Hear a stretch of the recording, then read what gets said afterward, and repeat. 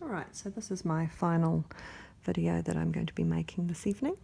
This one is going to be entitled Cellular Respiration.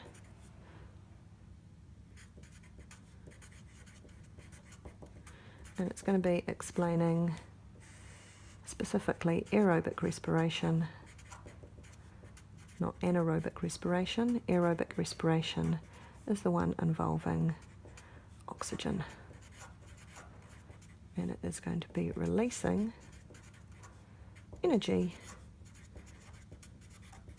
in the cells so that they have energy to carry out their life processes. So it's very important that all cells, regardless, in order to be alive, are carrying out cellular respiration all the time. So they need to have a constant supply of oxygen and a constant supply of food, which is usually glucose, to keep them going, although they can convert other things. Alright, so starting off at the lungs, oxygen comes into the body. The lungs then transfer the oxygenated blood to the heart, where it gets another push, and the heart sends it to the rest of the body. In fact, all of the body cells are fed oxygenated blood. Alright, so it's going to go to the head, the toes, the kidneys, everywhere. Back to the heart, back to the lungs, because of course those two need oxygen to be able to function really well as well. So body cells very important there. On its return journey, it's going to do the opposite trip.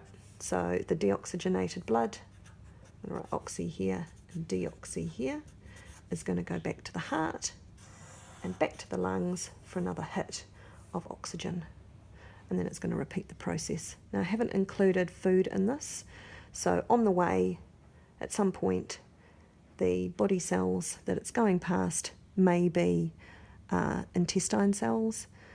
They pick up the food from the intestines, the small intestines, they take it to the liver for processing straight away, and from the liver it will come back to the heart, back to the lungs, back to the heart, back to another body cell where it will be dropping off the oxygen and the glucose that it's picked up from the liver.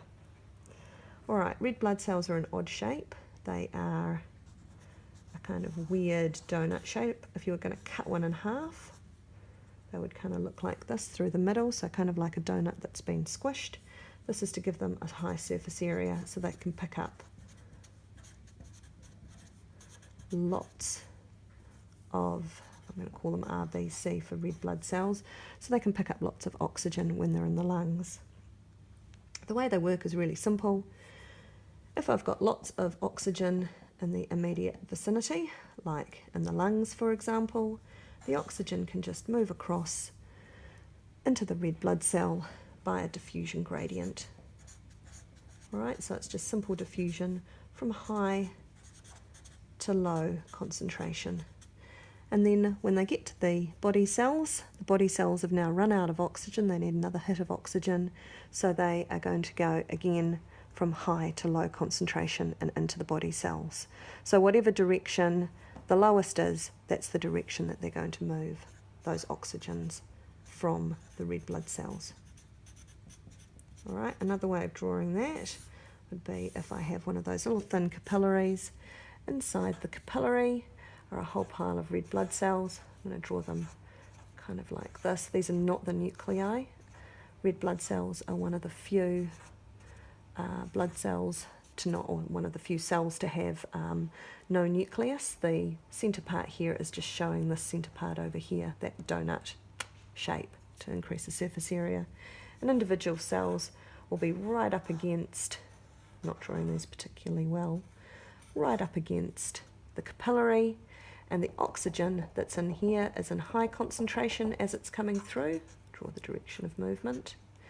And as it's coming past, the poor old cells here don't have much oxygen, so the oxygen is going to be flowing in high concentration inside the capillary of oxygen, low concentration in the cells surrounding. Alright, so what's it going to use that oxygen for? And this is the basis of aerobic respiration, what every cell needs to be able to carry out. Inside specialised organs within the cell, this process is going to occur, and it's a lot more complicated than what I'm simplifying it here. So it's going to take the food, right, which is an energy store. It's going to add to it the oxygen in a chemical process, and the energy is going to be released from that food. Energy released. That's going to drive other reactions within the cell. It's also going to produce some waste, and that waste is important that we get rid of it, because the waste, when it builds up, is poisonous in our body. Carbon dioxide, if there's too much of it in your body, will make your blood acidic, which is bad. And water, which we can kind of recycle within the body, because water is pretty important. If there's too much water in our body, though, in our blood, we will urinate, pee it out more. All right, so there's the two wastes. Carbon dioxide, when it's produced in the body cells, opposite process. Let's find a coloured pen. So my cell here has produced lots of carbon dioxide. I'm just going to draw little purple dots for carbon dioxide. It's a low concentration in the blood, there's not much of it, so it moves from high to low concentration, and then that travels off again, and it's going to travel back to the heart for a pump, back to the lungs, and from the lungs it's going to get breathed out. Alright, this is an example of gas exchange occurring here.